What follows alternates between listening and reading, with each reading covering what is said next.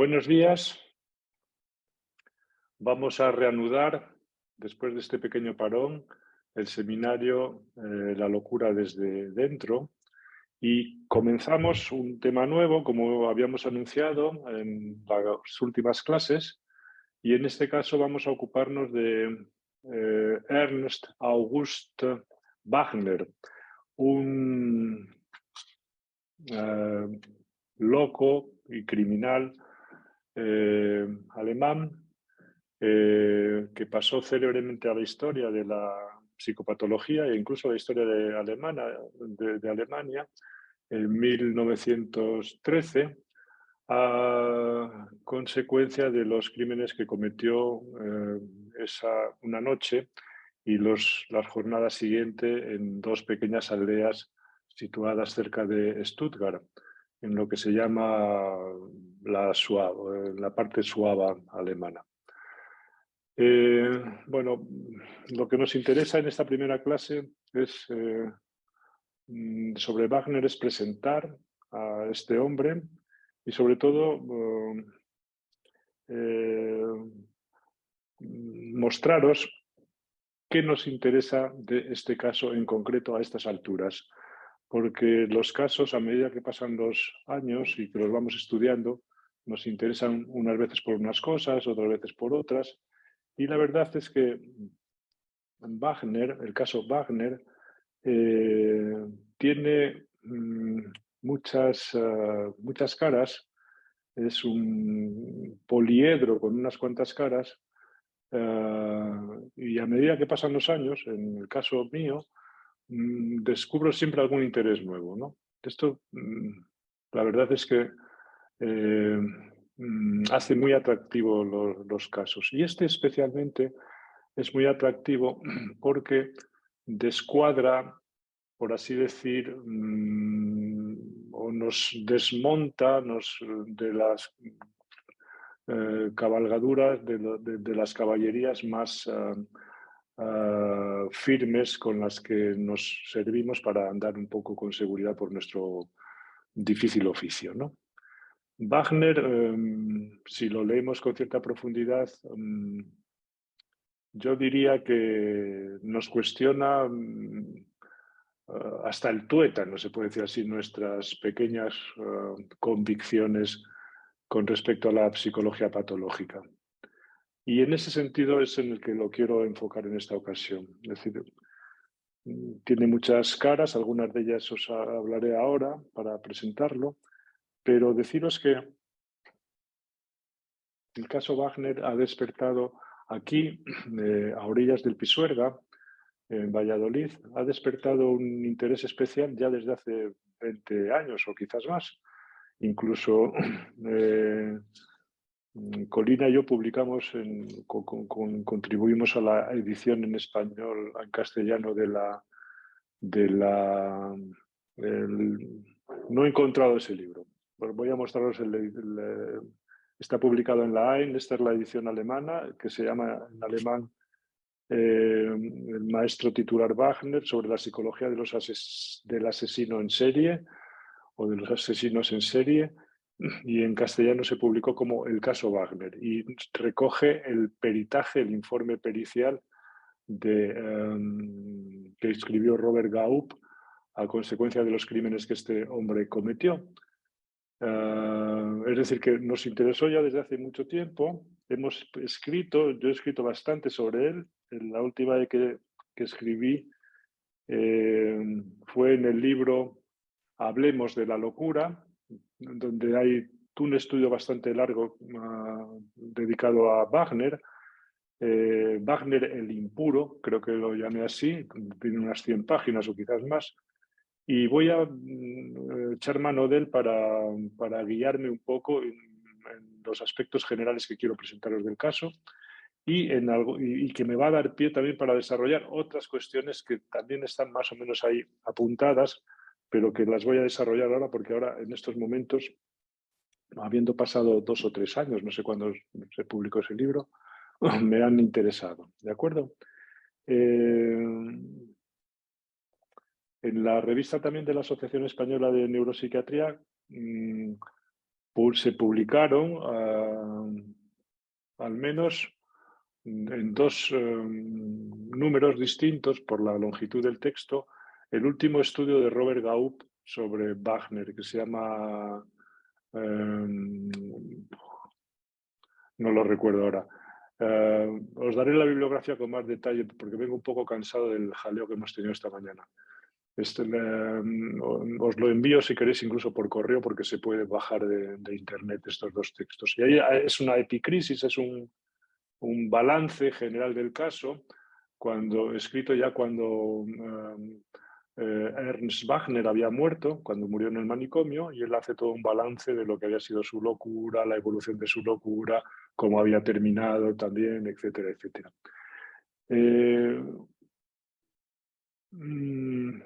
Si estás por ahí, Teresa, y nos puedes mostrar alguna foto de este hombre, de Ernst Wagner, de cuando era joven, cuando era... Bueno, este hombre que veis aquí, elegantemente vestido, con un aspecto muy atildado, de intelectual, de persona de una cultura elevada, al menos da ese aspecto, con esos anteojos, ese bigote y ese traje, ¿no? Fue un maestro titular de escuela que, como os digo, vivió y ejerció su profesión cerca de Stuttgart, en esa zona de Alemania, ¿no? El caso es que este hombre se hizo célebre por haber degollado en una noche, durante una noche, a sus 4 hijos pequeños, a su mujer, y después emprender un viaje a otro de los pueblos donde había ejercido como maestro, prender fuego a unas cuantas granjas y matar a unas 12 personas, aparte de matar algunas reses, ganado, etcétera, etcétera. Como quiera que lo pudieron detener y no lo ajusticiaron, no lo mataron en el momento de la detención, porque se dieron a palos con él, naturalmente, cuando lo consiguieron detener, ¿no? Este hombre pasó la mayor parte del tiempo, del resto de su vida, encerrado en un manicomio cercano, en Wienerthal, y bueno, sí, continuó escribiendo porque escribía piezas, obras de teatro, gramáticas y cosas de este tipo. Y sabemos bastantes cosas de él por los estudios de Robert Gaup y por los estudios también en menos medida de Ernst Kretschmer, que fue alumno de Gaup y conoció también a Wagner, en quien se inspiró para dar forma a lo que después él llamó delirio de referencia de los sensitivos. Es decir, que tenemos bastante conocimiento de esta persona, ¿no? Podemos ver la foto siguiente para ver el contraste que hay. Este es el mismo Ernst Wagner unos años después, justo cuando había sido detenido. Como veis, el brazo izquierdo lo tiene colgando porque se lo habían cortado. Se lo habían cortado cuando lo detuvieron en los lugareños, los habitantes de Milhausen, que es un pueblecito, una aldea, en la que él se había liado a tiros de una manera muy premeditada, muy sistemática, no de cualquier manera. Y bueno, lo consiguieron reducir, y esta es una foto de las primeras fotos que le sacaron inmediatamente cuando ya estaba, digamos, en la parte, lo que puede ser el juicio, el proceso y después la condena, que como lo declararon loco, paranoico en concreto, digamos, pasó la vida, el resto de su vida en el manicomio de Wienerthal.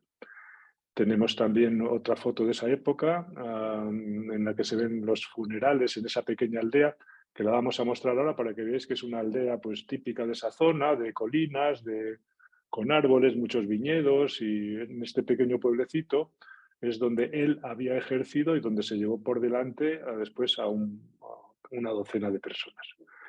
Muy bien. Vistas estas fotos, después ya os mostraré el otro protagonista de nuestro estudio, que es el profesor Robert Gaup, ¿no? Y ahora lo que sí me interesa deciros ya podemos quitar si queréis la fotografía. Lo que me interesa es explicaros qué interés tiene este caso, como hemos hecho con el caso EME anteriormente y como hemos hecho con el caso del juez doctor Schreber. ¿Qué interés tiene este caso ahora, en estos momentos, para nosotros? Y al menos hay 7 aspectos que nos pueden interesar, 7, y ahí incluso después añadiré algún otro que es un aspecto más actual y que viene muy al pelo del planteamiento que tenemos del seminario. La primera cuestión que nos plantea es, por una parte, coincidimos en esto con Robert Gaup, el psiquiatra que digamos que escribió el dictamen forense, perdón, la pericia, porque en realidad cuando Gaup escribió, se tomó todas las molestias para escribir sobre este caso, para escribir media docena de artículos, buenos artículos y amplios artículos, al menos media docena que escribió sobre él, lo que trataba sobre todo de demostrar, fijaros, regresamos un siglo atrás, lo que trataba sobre todo de demostrar Robert Gaup es que la paranoia era un tipo de locura o una enfermedad mental que existía, es decir, que no era una entelequia. Y diréis vosotros, pero bueno, esto es ¿por qué tanto empeño en demostrar esto? Bueno, pues la paranoia, como explicaba esta mañana a los residentes que hemos hablado un poquito de esto, en esos momentos había sido completamente absorbida o fagocitada o, digamos, arrinconada por la demencia, por la esquizofrenia y por la psicosis o la locura maníaco-depresiva. ¿Por qué había desaparecido la paranoia? Pues ya lo hemos comentado 40 veces, porque la paranoia representa en el discurso de las enfermedades mentales, es una excepción o es un cuestionamiento a un discurso que se establece sobre una visión de la locura como enfermedad y, si es enfermedad, por tanto, es una disfunción, es decir, es un déficit. Y si es un déficit, ¿verdad? Quiere decir que arrastra, es un lastre, digamos, que compromete muchísimo la vida de la persona, que aturde, se puede decir así, sus funciones cognitivas, afectivas, etcétera, etcétera. Pero claro, en el caso de la paranoia no se daba, ese lastre era mucho menos acusado, en tanto en cuanto los paranoicos era gente que razonaba y razonaba tan bien incluso que podían razonar mejor que tú. Entonces, ¿cómo hacer compatible la lucidez, el razonamiento, aunque sea a través del delirio, con la enfermedad? Pues era un arduo asunto que muchos autores, especialmente el más influyente dentro de la historia de la clínica, Emil Kraepelin, tiró por la calle del medio y lo que hizo fue meterla debajo de la alfombra, es decir, trasladar toda la paranoia, o prácticamente toda la paranoia, al campo de la demencia precoz. Cogió la paranoia y la metió en el baúl de la esquizofrenia. De manera que, como diciendo, bueno, esto que antes en los hospitales era el 80% de los casos, entre el 70 y el 80% de los casos, todos con el mismo diagnóstico de paranoia, eso es una bobada de los antiguos, nosotros que sabemos más cosas de estos, eso no existe, son formas de esquizofrenia o son formas de demencia precoz, la demencia precoz paranoia. Perfecto. Bueno, una manera de quitarse el problema de encima, aunque más bien es dejarlo debajo de la alfombra. Entonces, en ese contexto es en el que Gaup e incluso la escuela de Tubinga, de la cual Gaup, se puede decir así, era el maestro, se ocupó en Alemania, como algunos otros, de la cuestión de la paranoia, y él escribió para presentar el caso Wagner como un caso de paranoia verdadera. Es decir, la paranoia existe, no es una cosa, digamos, de los autores de hace 20 años o hace 40 años. Eso existe y este es un caso ejemplar en ese sentido de paranoia. Lo mismo, en la misma dirección va Ernest Kretschmer con lo que él llama el delirio de relación o de referencia de los sensitivos, que es una variedad de paranoia. Bueno, pues en fin, este punto de vista lo compartimos con Robert Gaup. La psicosis no es solamente la esquizofrenia ni la psicosis maníaco-depresiva, también es la paranoia. Bueno, esto parece una obviedad. Costó bastante tiempo, digamos, mantener viva la paranoia y probablemente de no haber sido por Freud, sus estudios sobre la psicosis están especialmente centrados en la paranoia y las influencias de Freud, naturalmente, que llegan a psicoanalistas de distintas orientaciones, pero especialmente a Lacan, que centró prácticamente todo el estudio de la psicosis en la paranoia. De no haber sido por ellos, pues no sé si no hablaríamos ya de la paranoia como algo de lo que se hablaba en el siglo XIX o primeras décadas del XX.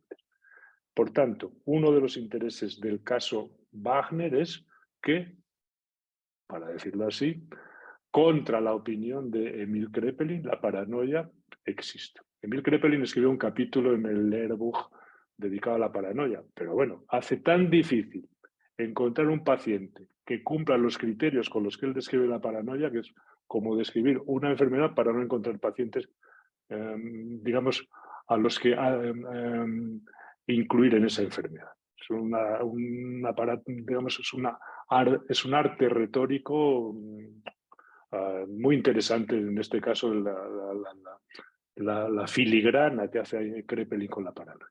Bueno, esto no es el momento de desbrozarlo más. Son, en todo caso, modelos de locura. Un modelo de locura muy deficitario, que es el modelo de la esquizofrenia, ¿verdad? Y otro modelo de locura más lúcida, que es el modelo de la paranoia.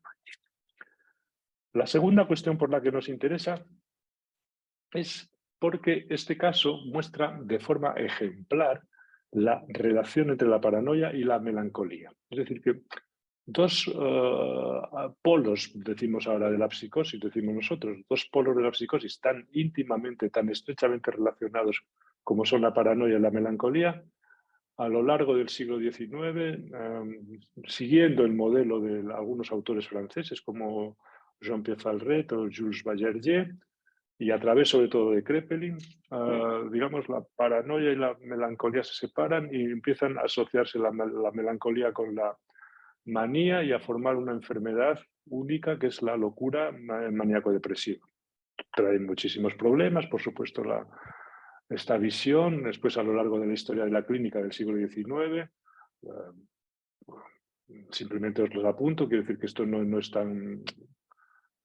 una cosa tan clara, ¿no? La escuela de Wernicke con Kleist y de Leonard multiplica este territorio de la locura maníaco-depresiva, incluso saca las formas melancólicas que Kleist llama unipolares, ya empiezan en esa época con estas cosas. En fin, en fin, hay muchas excepciones a esta perspectiva donde la melancolía se une exclusivamente con la manía y no con la paranoia. Bueno, nosotros en este caso vemos más relación entre la melancolía y la paranoia y la melancolía que con la cuestión de la manía. Y por eso este caso nos interesa especialmente. Perfecto. Y además es un caso que también casa muy bien con esta perspectiva, con este modelo de la unidad de la psicosis. En tercer lugar, este caso es ejemplar, fundamental cuando se quiere, bien estudiado, es fundamental para entender que debajo de toda la locura siempre hay un fondo melancólico. Wagner es el gran, como lo fue Schreber, Wagner es un caso prototípico de esto. La melancolía era una especie de la paranoia era una especie de canto de cisne para tapar el torrente, se puede decir así, oscuro de la melancolía que hay debajo. Ya voy a ver si soy capaz de mostraros eso a propósito de este caso. La cuarta cuestión que a mí me ha interesado, especialmente de este caso, es para tratar de separar dos elementos que a veces se superponen o se mezclan. Es la cuestión que podría, desde el punto de vista al menos propedéutico, separarse entre lo que es el axioma delirante y el delirio, o la certeza y el delirio o el delirio sistemático, ¿no? ¿Qué quiero decir con esto? Quiero decir que se puede ser paranoico y no delirar. Y se puede ser paranoico durante tiempo hasta empezar a delirar. Es decir, que hay a veces una convicción de que los otros se refieren a uno, hablan sobre uno, murmuran sobre uno, es decir, toda esa especie de atmósfera de autorreferencia, que en este caso es tan evidente, tan palpable, que hasta se puede tocar y cortar, ¿no? Y el delirio, el trabajo delirante está parado, no se pone en marcha, está, digamos, como que no ha dado ni el primer borbotón, solamente está la experiencia de la alusión. Y el delirio puede ser muy tardío. Creo que en la manera que yo leo este caso, Wagner muestra esto, ¿no? Años, ¿verdad? Angustiado, destrozado por la continua autorreferencia a lo que él considera, lo digo traducido, sus delitos. Sus delitos no son los crímenes, son sus delitos sexuales. Ya hablaremos de esto. Y en un momento determinado, ya cuando está enfermo, cuando está en el manicomio, diagnosticado de paranoia, de delirio y todo esto, es cuando rompe a delirar y construye un delirio muy apaciguador que le sentó muy bien, la verdad. Y este caso creo que nos permite separar, a mi manera de ver, lo que sería el axioma delirante, es decir, la fórmula del delirio, y después lo que sería digamos, la sistematización, el trabajo del delirio, es decir, lo que sería el título de la novela, que sería la fórmula del delirio, y lo que sería el desarrollo con sus correspondientes capítulos, etcétera, etcétera, que sería el delirio. Bueno, yo creo que este caso, o así trataré de explicároslo, creo que este caso se presta a ver esto. Por tanto, según esta concepción, no sé si ni siquiera si se puede llamar así, se podría ser paranoico incluso y no delirar, es decir, tener una convicción o una posición muy paranoica y el delirio está todavía por venir. Incluso en este caso, a mí me da la impresión, más allá de la lectura que hiciera Gaúp, que en esto vamos por caminos muy distintos, el paso al acto, los crímenes se precipitan, se llevan a cabo, mejor dicho, porque no hay una consistencia delirante, hay más bien una certeza, una alusión continua, ¿no? Una experiencia de alusión y de insulto y de injuria continua, ¿no? Pero sin desarrollar, ¿no? Luego veréis cómo en este caso lo desarrolla, pero desplazada, digamos, a algo que está más en sus manos, que es la impureza de la lengua alemana en manos de los judíos, ¿no? Pues, se puede, yo lo leo así al menos, ¿no? El quinto punto por el que este caso interesa es qué relación guarda el crimen y la locura. Esto es una cosa complicada, no es tan fácil, no la vamos a agotar, ni mucho menos, la podemos plantear. ¿Qué relación guarda el crimen y la locura? En este caso es un loco, ¿verdad? Pero que también es criminal. Los locos no son criminales, o no tienen por qué ser criminales. O hay locos que son criminales y hay locos que no lo son. Hay gente corriente que es criminal y hay gente corriente que no lo es, ¿no? Es decir, pero en este punto hay una articulación entre la locura y el crimen, ¿verdad? Una solución a la locura a través del paso al acto criminal, ¿no? Eso también hay que verlo, ¿no? Porque en un momento determinado este hombre, digamos, toma esa decisión de... Y eso está muy en el corazón, se puede decir así, del postulado melancólico de este hombre, que tiene que ver con la degeneración. Yo soy un degenerado. Él lo dice con otra fórmula aún más... con una fórmula aún más hiriente. Dice, Ich bin Sodomit. Soy zoofílico, soy bestialista. Es decir, es una fórmula muy melancólica, ¿no? En la medida en que está presente el verbo ser y se formula siempre con el pronombre yo, ¿no? Yo soy lo peor. Para él, lo peor era soy zoófilo. Y es verdad que probablemente lo era. Pero bueno, en este caso, las relaciones del crimen y la locura las vamos a ver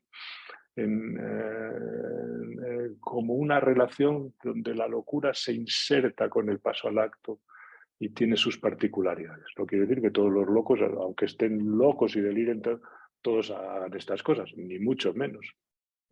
Esto tenemos muchísimos ejemplos, pero este caso permite estudiar y plantear esta cuestión, cómo se relaciona el paso al acto y la locura, ¿no? Y por último, no por último, pero en sexto lugar, también nos permite estudiar qué relación guarda la creación y la locura, en la medida en que Ernst Wagner fue un dramaturgo, un escritor, a veces dicen hasta un poeta, ¿no? Fue un dramaturgo, es decir, alguien que escribió muchas piezas de arte muy pomposas, es verdad, dramas para ser representados en teatros, ¿no? Y otras cosas, ¿no? Es decir, que era un escritor, ¿no?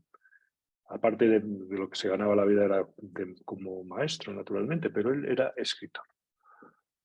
¿Qué relación guarda la creación con la locura? Esta es otra de las preguntas. Otra de las cuestiones que me interesó a mí hace unos años, en el caso Wagner, fue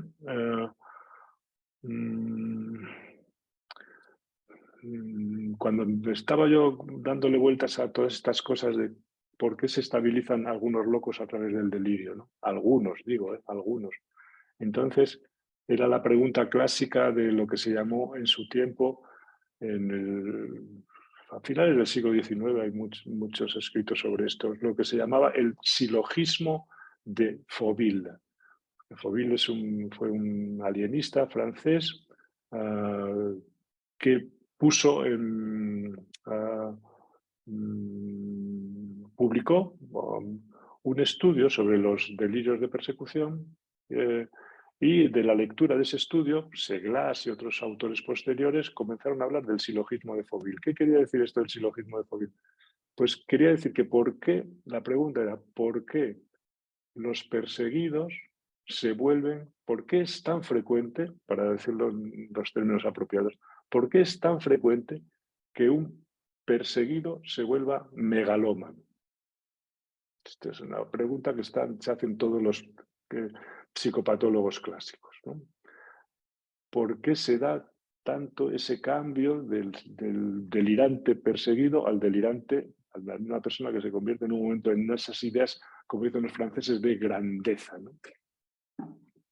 Bueno, pues esta es una buena pregunta a la que se trató de responder de muchas maneras, no siempre de forma muy acertada, y que está también en Freud, cuando inicia, no formulada así, porque Freud probablemente no supo nunca quién era Fauville, ni se preocupó, ni se preguntó en los términos que hacemos ahora, por su formación especialmente médica y neurológica. Probablemente no tenía, pero sí se preguntó cuando analizó el caso Schreber. Unas de las preguntas que están al inicio de su estudio, si uno las sabe encontrar, es ¿qué es primero el delirio? ¿Qué es primero el delirio de persecución, el acoso de Dios sobre él, ¿no? O el delirio, vamos a decirlo con nuestros términos, la megalomanía de convertirse en la mujer de Dios con la que se va a procrear una nueva raza de hombres schreberianos. Es decir, ¿qué es primero la persecución? Formulada en estos términos, ¿qué es primero la persecución o la grandeza? Bueno, dicho así, ¿verdad? Todo esto parece que pues una cosa que no tiene mucho interés. Pues no, no, porque justamente cuando se analiza el caso Schreber en estos ejemplares, hay un momento donde este hombre asume una misión redentora. Y en ese momento el delirio empieza a ceder, las alucinaciones empiezan a ser menos injuriosas y digamos, y él comienza a mejorar. Y es cuando él asume ese cambio de posición, de ser el objeto de goce exclusivo del otro, a tener un papel, digamos, en la historia del universo, ¿no?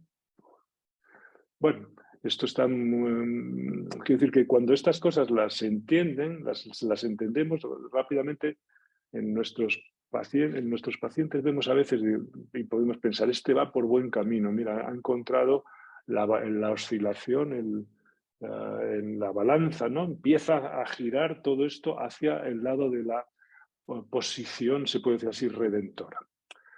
Para mí esto es una cosa tan útil y tan evidente como que, fijaros, yo creo que la gente que entiende la locura un poco, siempre damos un poco con estas claves, ¿no? Ah, si tienes una misión redentora de llevarte por delante a un montón de gente, pues mal asunto, ¿no? Pero las misiones redentoras a veces son muy idealistas y están dedicadas al bien o a ciertas causas, etcétera, ¿no? Que te pueden permitir, digamos, consagrar la vida futura a hacer algo bueno por restaurar al otro, a ese otro malvado por excelencia, ¿no? Fijaros, yo creo que Lacan, que era un hombre que su pensamiento está muy, a mi manera de ver, muy iluminado por lo que era el conocimiento de la locura, que él conocía de primera mano por su tesis doctoral, por el trabajo los años que estuvo de psiquiatra y los pacientes de los que informó, sobre los que escribió. Cuando fijaros que muchos años después, ya sin ejercer la psiquiatría, dedicándose al psicoanálisis como se dedicaba, cuando se plantea la discusión en el seminario 23 acerca de si Joyce estaba loco o no, ¿no? Esa es una de las preguntas que recorren todo ese seminario. Es un seminario de los años 70, de primeros de los 70. Fijaros, ya Lacan maduro, un hombre ya hecho con un pensamiento ya muy formado y una experiencia clínica amplísima, al menos en el ámbito psicoanalítico, ¿no? Pero él ya dialoga en la sala, está recogido así en el seminario, con un estudioso francés de Joyce, un conocedor, y el diálogo de Lacan con este señor, con este profesor, la pregunta que le hace es, ¿me puede decir usted si Joyce era un redentor? Le hace directamente esta pregunta, ¿no? Es decir, que cuando Lacan, entiendo yo, que pregunta esto es porque si es un redentor es seguro que está loco. Porque esa inflexión de la persecución a la redención o a la misión, ¿verdad? Solo se da cuando una persona, digamos, está curtida en la locura, ¿no? Por eso Lacan le pregunta a Jacques Sauvert, pero ¿me puede decir usted si Joyce era un redentor, si tenía ideas redentoras? Claro, Jacques Sauvert no sé, sabemos lo que busca Lacan con eso, ¿no? Lo que no sabemos es qué se puede decir si Joyce era, bueno, pues yo he leído mucho a Joyce y, a ver, no es un caso clínico tan evidente como el que estamos estudiando ahora de Wagner, ¿no? Perfecto. Bueno, pero veis un poco, también otro polo del interés puede ser de donde, digamos, la persecución, la maledicencia, la injuria, la calumnia proveniente de los otros, la alusión continua a su bestialismo, o mejor dicho, sí, no bestialismo, mejor que zoofilia, a sus prácticas sexuales con animales, rápidamente gira y adquiere el papel ya veréis qué redención asume Wagner, que es una locura completa, ¿no? Pero a él le estabiliza. Al menos, es mi opinión, no es la opinión de Robert Gauck, que no pensaba en estos términos ni mucho menos, ¿no?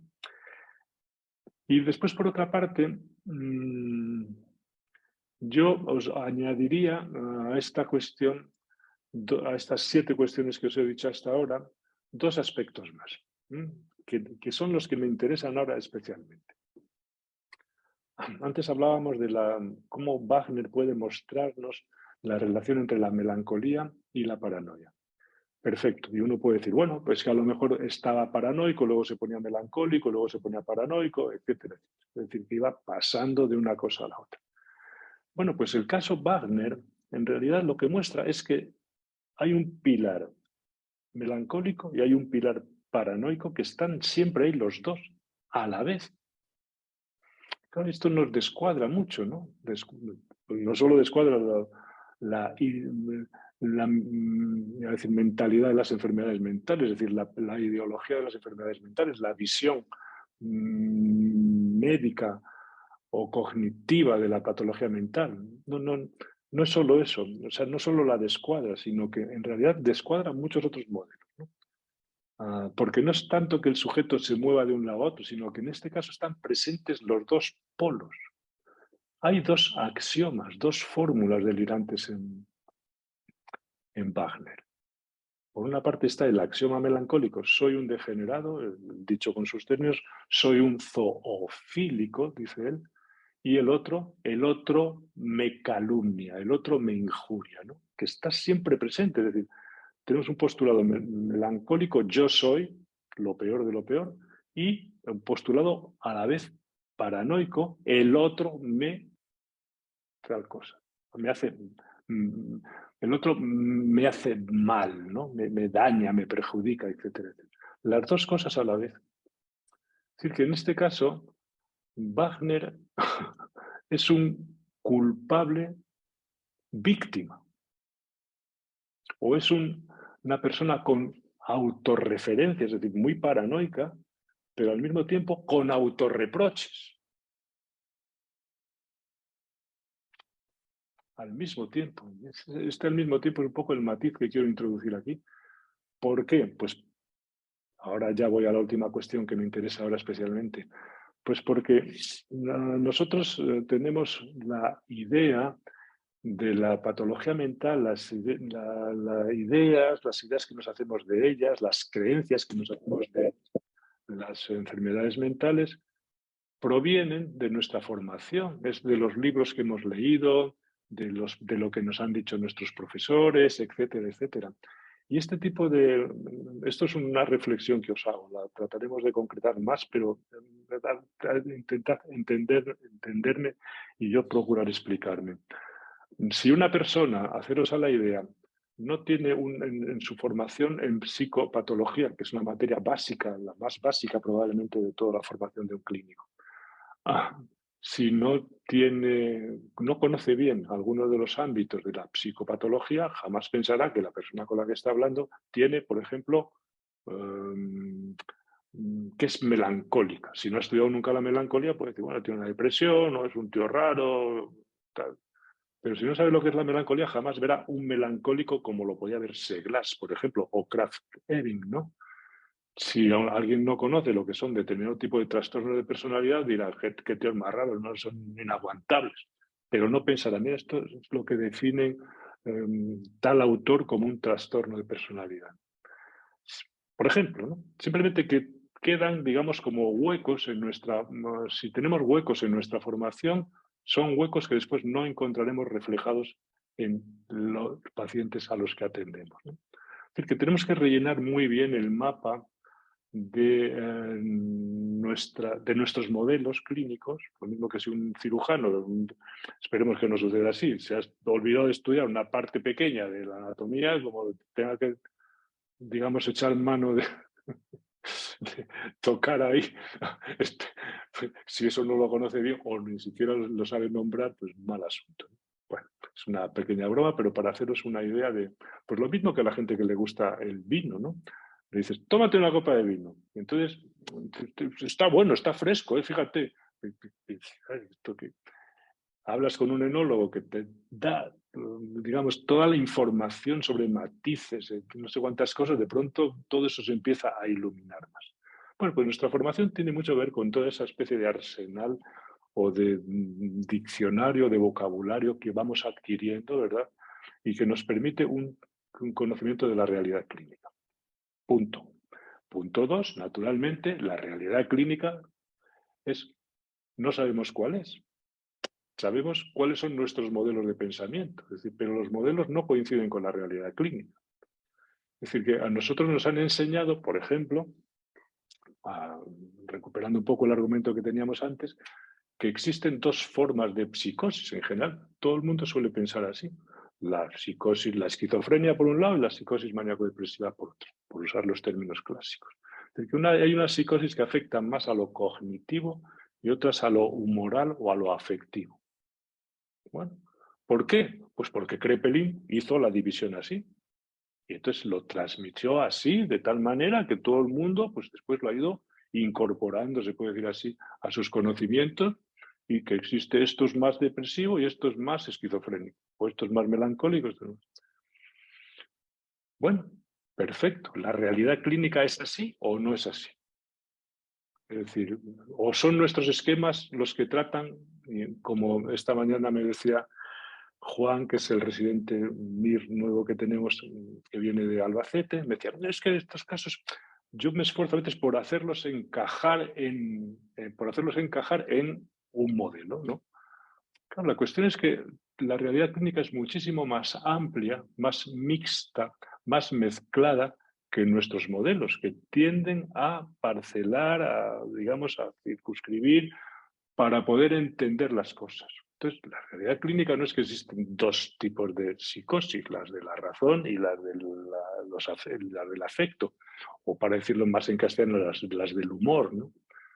No, porque lo que se ve es mucha mezcla.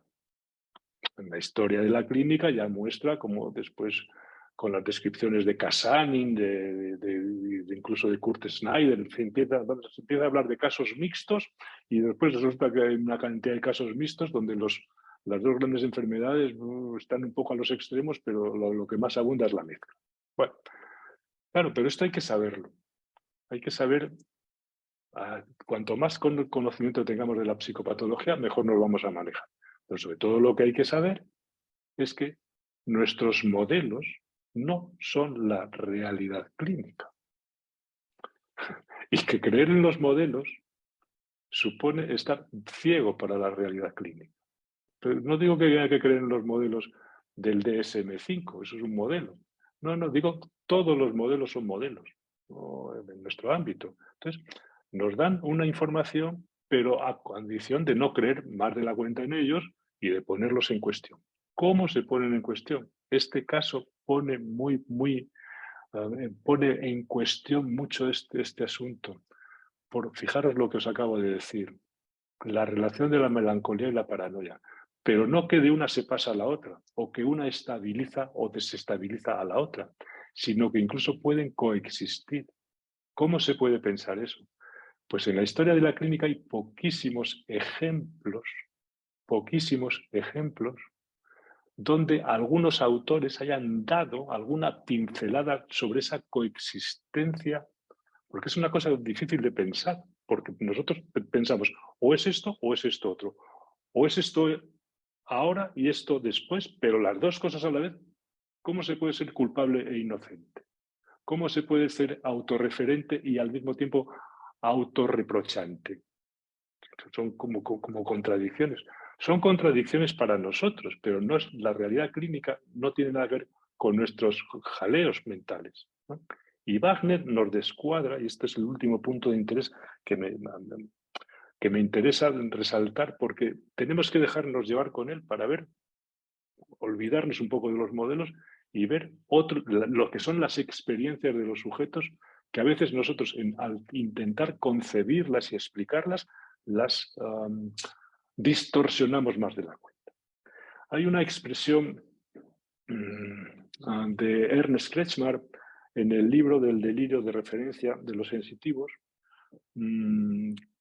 que cuando se refiere a Wagner, dice, Wagner es como un jano, dice, como un jano. Es un jano suavo en este caso, ¿no? de esa parte de Alemania. Jano es decir, el dios de las dos caras, ¿no? Entonces, es muy interesante. Voy a sacar un poco esta expresión de como un jano, pues lo refiere más bien a la cuestión sintomatológica de que tenía cosas muy paranoicas y al mismo tiempo muy melancólico-obsesivas, ¿no? Ese tipo es un hombre que está carcomido con un dolor del alma, por decirlo así en términos, con un pesar enorme, ¿no? Por una persona afligida, ¿no? Que se critica a sí mismo, ¿no? Que se autocritica por las bajas pasiones onanistas, etcétera, está ahí atormentado, ¿no? Y al mismo tiempo, ¿verdad? Sufre de las autorreferencias, es decir, de las miradas, de los comentarios de los otros que están siempre aludiendo a otra cosa, ¿verdad? Que son la cuestión de la zoofilia, del bestialismo, y que esa atmósfera se va adensando, adensando, hasta el punto que él dice, Wagner dice, cuando hay dos que hablan, siempre se refieren a mí. Fijaros, ¿cómo es posible que es posible, naturalmente, porque él lo dice que es así, ¿no? Que por una parte la alusión al goce más indigno, más ominoso, provenga del otro y al mismo tiempo también a otro tipo de goce provenga de él mismo, en la forma de autocrítica, ¿no? Esto nos descuadra mucho. Bueno, pues nos descuadra mucho, perfecto. Si nos descuadra, es un caso para estudiarlo en ese sentido con más detalle, ¿no? Este Jano, ¿no? Por una parte tenemos la egolatría, ¿no? El maestro de escuela, el maestro titular, porque se hubiera querellado con cualquiera que hubiera dicho que solamente lo hubiera llamado maestro, ¿no? En la fotografía que antes mostrábamos, en la primera que mostró Teresa, vemos a un hombre de una altivez, ¿no? De una egolatría, que da un aspecto como decir, joder, que tío parece, no sé, pagado de sí mismo, con una soberbia tremenda, ¿no? Que por supuesto cuando se tomaba dos cervezas le parecía que los escritores alemanes eran todos unos pelamanillas a su lado, ¿no? Y al mismo tiempo, ese hombre, la otra cara, pues era un joven abatido por la culpabilidad, ¿no? Por el sentimiento de culpa, por la sensación de incapacidad, ¿no? Es decir, que era por una parte un transgresor y por otra parte un pecador y por otra parte una víctima y por otra parte un inocente.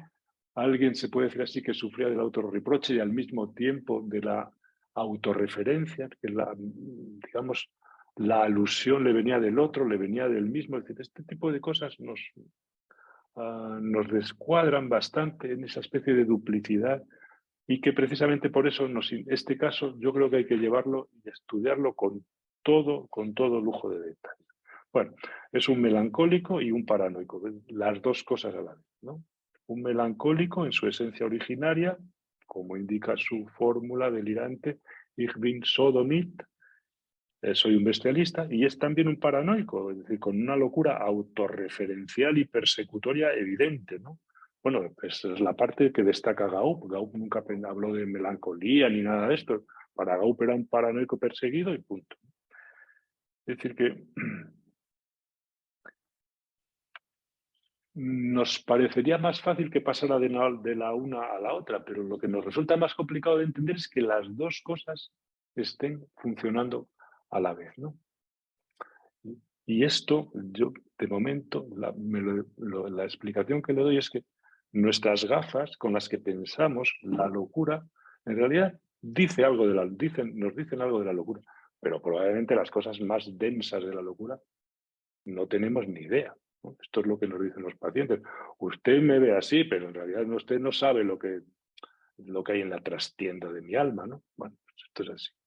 Entonces Wagner es como Rousseau, por ejemplo, un melancólico perseguido, ¿no? Un culpable que a la vez es víctima, ¿no? Es, en ese sentido, un degenerado, pero en un momento determinado, a través de esa degeneración, él da con una clave, y esto solo lo anticipo hoy porque la resolución, se puede decir así, del delirio, que es la purificación, ¿no?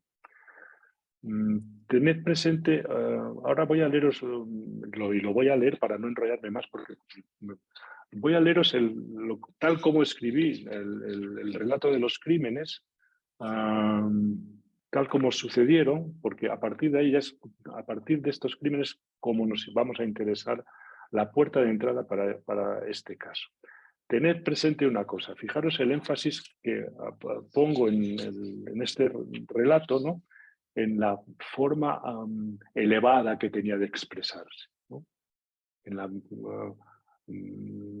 recordad la primera fotografía que hemos visto, ¿no? El maestro con las gafitas y con el bigote, como que fuera un pitagorín, ¿no? O un escritor de primera línea, ¿no? Es decir, él se jactaba de hablar un alemán correctísimo. Quedaros con esta idea, ¿no? Y quedaros con la idea de que precisamente este hombre proviene de una zona de Alemania, de la que hemos hablado, Stuttgart, Luisburgo, toda esa zona donde se habla un alemán bastante impuro si se compara con el alemán de Hannover, por ejemplo, ¿no? Es decir, que es una especie de dialecto un poco tosco o impuro, ¿no? Bueno, quedaros con este detalle que a mí me hizo entender mucho la quinta esencia de este caso. Y ahora, para no daros la paliza más, voy a leeros, conforme escribí esto en el libro de Hablemos de la locura, os voy a leer el texto. De acuerdo con las declaraciones posteriores de la viuda S. y su hija, en una de las últimas jornadas soleadas de aquel año, ellas habían cenado plácidamente con el matrimonio Wagner y sus 4 hijos la noche del 3 de septiembre de 1913, es decir, horas antes de los crímenes. En aquella ocasión, Ernst Wagner se mostró interesado en la gimnasia, lo que aprovechó, como era habitual, para alardear de su correcta dicción alemana y de una precisión sintáctica inusual entre aquellas gentes de Degerloch, al sur de Stuttgart, donde tanto arraigo tenía el dialecto suabo. Al recogerse, el director de la escuela y maestro titular, Ernst August Wagner, de 39 años, se despidió con cordialidad de ellas, entró en su casa y cerró la puerta con firmeza. No hay testigos de lo que sucedió después, en la madrugada del 4 de septiembre de 1913. Solo las palabras del asesino y los 5 cadáveres degollados. Sobre las 5 de la madrugada, todos estos datos salen del peritaje que hizo Gaup y de otras publicaciones de los periódicos de esa época. Sí, ya os mandaré la bibliografía si queréis. Sobre las 5 de la madrugada, del 3 al 4 de septiembre de 1913, Wagner se dirigió a la alcoba conyugal armado con una porra y un largo cuchillo afilado. Ana, su esposa, dormía sobre la cama. Para evitar que gritara, la noqueó de un porrazo e inmediatamente la cosió a puñaladas. Cuando comprobó que ya no rebullía, se dirigió al dormitorio de sus 2 hijos varones, Robert y Richard, a quienes asestó repetidas puñaladas en los pulmones, el corazón y el cuello. A continuación, pasó por el cuchillo a sus 2 hijas, Clara y Elsa. Después de la masacre, se quitó el camisón ensangrentado, se lavó y se vistió.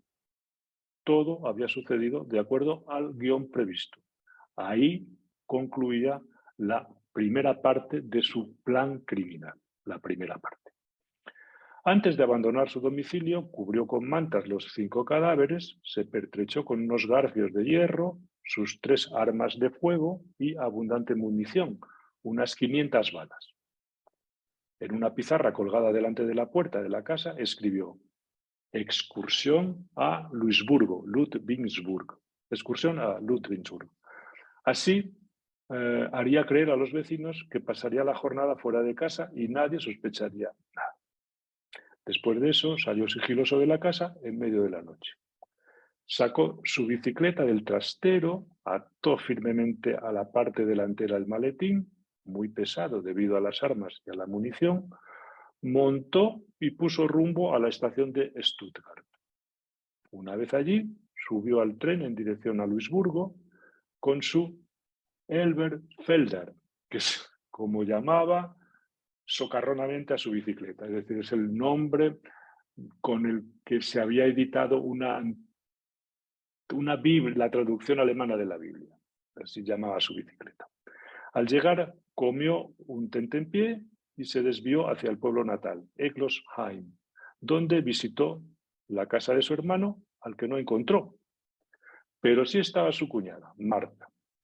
Le dijo que se dirigía a Milhausen a buscar a sus hijos, que los 4 estaban allí, y le pidió una camisa limpia porque la que llevaba estaba empapada en sudor.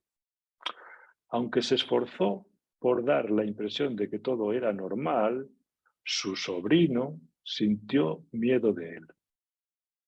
Después de esconder casi la mitad de la munición cerca de la casa, regresó a la estación. La próxima parada era Bietigheim, a poco más de 6 kilómetros de Eglosheim. Con la bicicleta recorrió los alrededores y se acercó a Groß-Essenheim, otro pueblecito, otra aldea, donde echó al correo algunas cartas, incluyendo una tarjeta para su casera de Degerloch, donde le pedía que lo disculpase, pero que no podía hacer otra cosa. Se refería a los crímenes que había cometido, que no podía haber hecho otra cosa que lo que había hecho. Y otras cartas más. Hacia las 7 de la tarde abandonó Bietigheim y se dirigió en bicicleta a Milhausen, que es el pueblo donde él había ejercido como maestro. Subiendo y bajando colinas, entre viñedos, su itinerario lo condujo a través de varios pueblos que no voy a mencionaros, hacia los collados que dominan la aldea de Milhausen, a donde llegó a eso de las 11 de la noche. De acuerdo con lo previsto, se dispuso a ejecutar el segundo acto de su plan criminal. Escondió la bicicleta en un maizal, sustituyó su sombrero de fieltro por una gorra de conductor de coche y se cubrió la mitad inferior de su cara bajo un velo negro. Después de haber inspeccionado nuevamente aquel terreno de sobra conocido y de haber intentado sin éxito cortar las líneas del teléfono, se guareció en un pajar a la espera del momento propicio. Cuando éste llegó, el ángel exterminador es una expresión que usa él para referirse a sí mismo, el ángel exterminador, comenzó a sembrar el terror y desencadenó su terrorífica venganza por las calles de Milhausen. Primero prendió fuego a unos cuantos sitios e incendió también un granero. Después, con las 2 pistolas Mauser sujetas a sus muñecas con cuerdas, se paseó por el pueblo y entre el fuego, el humo y los gritos derribó a 20 personas y a 2 reses. De los tiroteados, 12 quedaron heridos graves, 8 fallecieron en el acto y otros más unas horas después. Los vecinos, que corrían asustados y perplejos a sofocar los sofocar los incendios y a rescatar el ganado, se convirtieron en presas fáciles para las balas de las Mauser que llevaba el enlutado vengador. Vació las recámaras sobre los lugareños que se pusieron a tiro. Pero sus disparos no fueron indiscriminados. A algunas mujeres con las que se cruzó e incluso preguntó algo, las dejó marchar. De hecho, solo pretendía disparar a los varones adultos, aunque sus balas también alcanzaron a 2 niñas, a una joven y a 2 mujeres adultas, cosa que después lamentaría.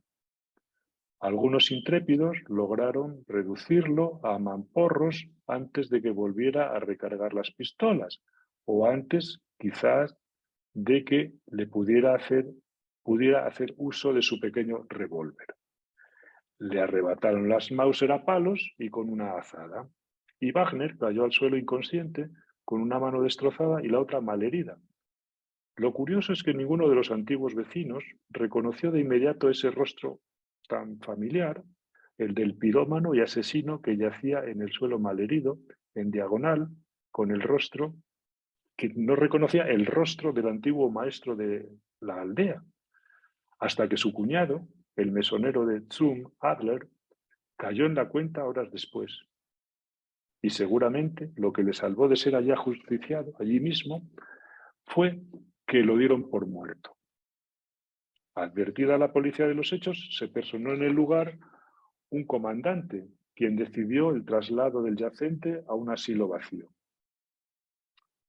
Allí, una vez recobrada la conciencia, Wagner advirtió que no hablaría hasta que fuera conducido a Vaihingen, sede del juzgado de primera instancia más próximo. Sin embargo, no pudo contenerse y al cabo de un rato confesó a uno de los gendarmes lo que le había hecho a su familia en Degerloch, cosa que pudieron comprobar por teléfono. Poco después, en Vaihingen, declaró lo mismo ante la policía y el juez, que escucharon estupefactos aquellas palabras del asesino. La madrugada anterior había pasado por el cuchillo a su propia familia, les dijo. Y como no había tenido oportunidad de suicidarse, añadió, le parecía legítimo que lo decapitase. Al ser detenido, Wagner dejaba sin realizar el tercero de los actos programados, el cual culminaba con su propio suicidio. Según escribió en la autobiografía, que la tengo por ahí, después de su trabajo, entre comillas, así denominaba la masacre de Milhausen, pretendía detener el tren expreso que iba de una estación a otra, y dejarlo en vía muerta. Había estado husmeando en la estación de Stuttgart a ver cómo funcionaba una locomotora. A la altura de Eglosheim, se proponía tirar del freno de emergencia y luego matar a su hermano y a los 7 miembros que componían su familia, además de incendiar la casa de este y otros edificios del pueblo. Fijaros, es matar e incendiarse. Matar a la familia e incendiar. Wagner había soñado con un final apoteósico, más propio del otro Wagner, del músico, y de alguna de sus óperas.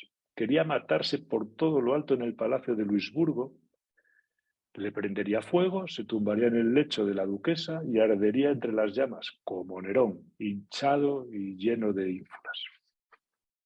Está claro que el palacio de Ludwigsburg era la última etapa del viaje y su propia muerte al final de la historia. Pero no queda nada claro, ni en su relato ni en su autobiografía, cómo pondría fin a su vida. Si se ahogaría, se envenenaría, se cortaría las venas o se clavaría un puñal.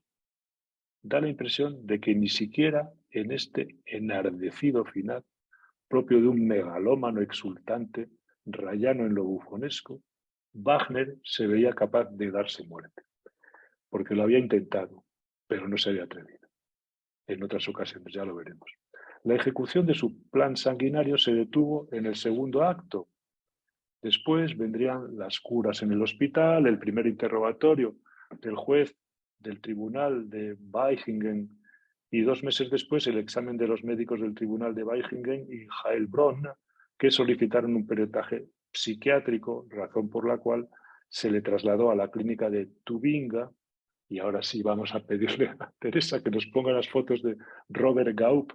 Y ahí es donde entró en escena el profesor Robert Gaup, que es este señor que veis con el pelo blanco y traje negro. Ese es Robert Gaup. Y ahí es donde entró en escena el profesor Robert Gaup, el reputado psiquiatra y experto en la paranoia, autor de un exhaustivo peritaje que culminó con el diagnóstico de paranoia, que lo implicó de cara a la sentencia que se le consideraba inimputable por loco, con lo cual se le envió al manicomio de Wienerthal de por vida. Mira a ver la otra foto que tenemos más. Este es Robert Gaup, efectivamente. La verdad es que se sospechó enseguida de que podría tratarse de un loco, mejor dicho, de un paranoico.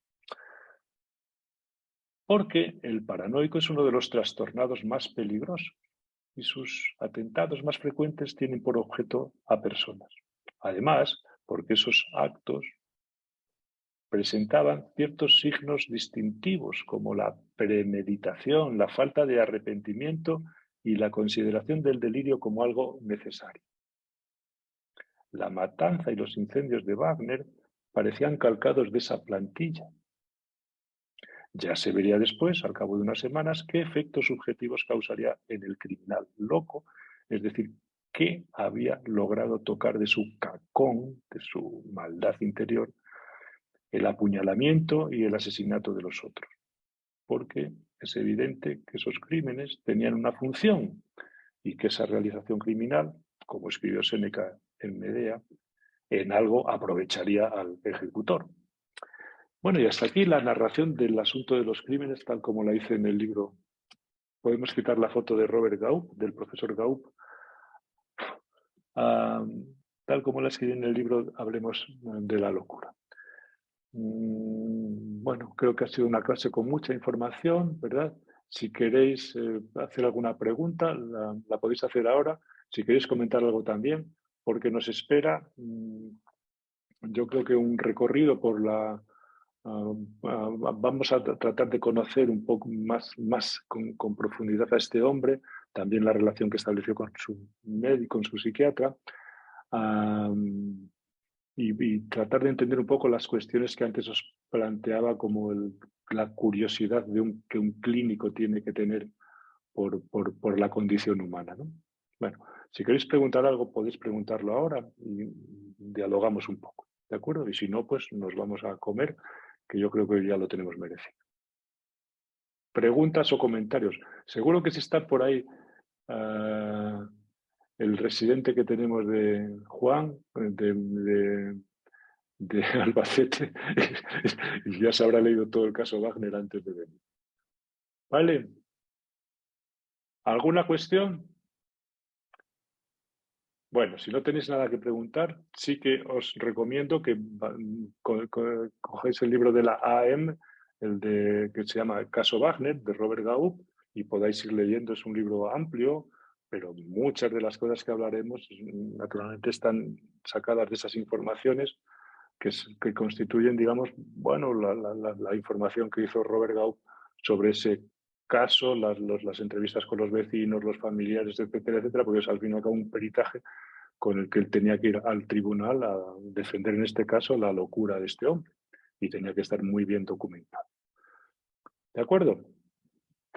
El caso Wagner, publicado en la editorial de la Asociación Española de Neuropsiquiatría, que viene en el que con la que Colina y yo, digamos, contribuimos a que se editara, y con un prólogo y un estudio final. O sea que no hay más ediciones en español en castellano de ese libro.